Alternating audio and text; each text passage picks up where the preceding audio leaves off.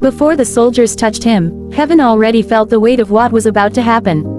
Not because the angels were uncertain, but because they understood exactly who stood bound below. The one being dragged through the dust was not merely a teacher, not only a prophet, not just a righteous man. He was the Word through whom they themselves had been created. Every breath they had ever taken was because he had willed it.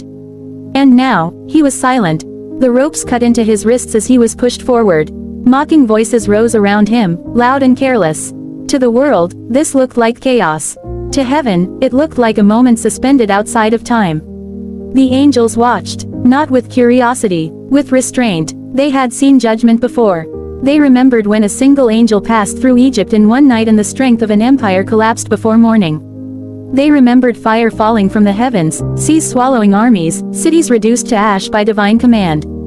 They were not unfamiliar with destruction. They were not afraid of war.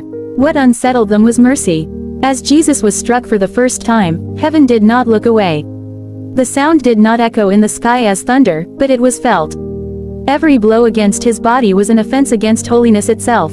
Every insult hurled at him was an insult hurled at the throne of God. And yet, no command was given. Angels shifted, not in disobedience, but in tension. They stood in ranks beyond human number.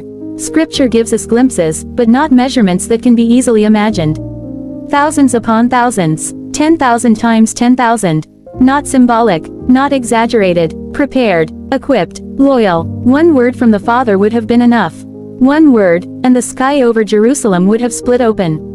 One word, and the soldiers would have dropped where they stood. One word, and history would have ended in judgment instead of redemption. But heaven remained quiet. Jesus was stripped of his clothing, exposed to shame he did not deserve.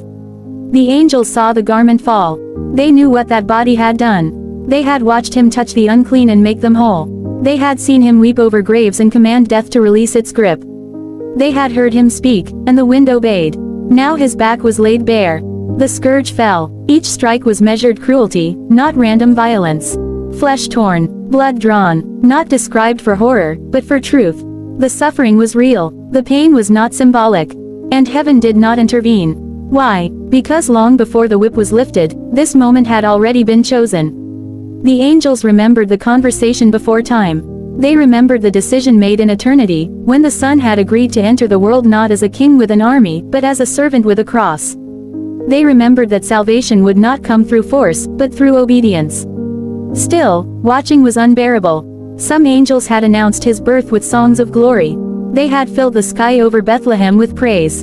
They had watched shepherds tremble and kings travel far.